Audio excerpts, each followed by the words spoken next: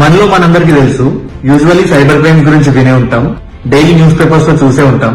మనం చెయ్యని తప్పు కూడా కొన్నిసార్లు కాన్సిక్వెన్సెస్ ఫేస్ చేస్తూ ఉంటాం. మనం తెలిసి చేసినా తెలియకుండా చేసినా సైబర్ క్రైమ్ అనేది ఒక పర్సన్ మీద ఇంపాక్ట్ అనేది చాలా స్ట్రాంగ్ గా ఉంటది. చాలా దారుణమైన సిచ్యువేషన్స్ ఫేస్ చేయాల్సి ఉంటది. దీనిలో ఇన్వాల్వ్ అయిన ప్రతి ఒక్కరూ దీనికి బాధితులే. మనం ప్రీవియస్ గా ఎన్నో ఇన్సిడెంట్స్ చూసుకోవచ్చు. సైబర్ క్రైమ్ లో ఇన్వాల్వ్ అయ్యి లైఫ్ స్పాయిల్ చేసుకున్న వాళ్ళది. తప్పనేది నువ్వు తెలిసి చేసినా తెలియకుండా చేసినా ఇమీడియట్ గా రిపోర్ట్ చేయాలి. ఏ పర్సన్ తప్పు చేసినా కూడా ఆపోజిట్ పర్సన్ ఆ గ్రూప్ లో ఉన్న పర్సన్ రిపోర్ట్ చేయాలి. గ్రూప్ లో ఉన్న వాళ్ళు కూడా మీరు ఎంకరేజ్ చేసినట్టయితే మీరు కూడా తప్పు చేసిన వాళ్ళ లిస్ట్ లో కిందికి వస్తారు.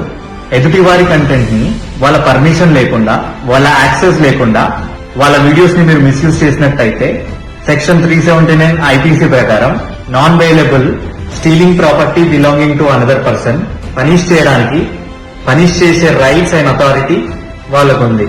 సో మై డియర్ స్టూడెంట్స్, మీరు ఎగ్జామ్ లో ఫెయిల్ అయినా పర్లేదు కానీ ఇలాంటి సైబర్ క్రైమ్స్ లో మాత్రం అస్సలు ఇరుక్కోకండి.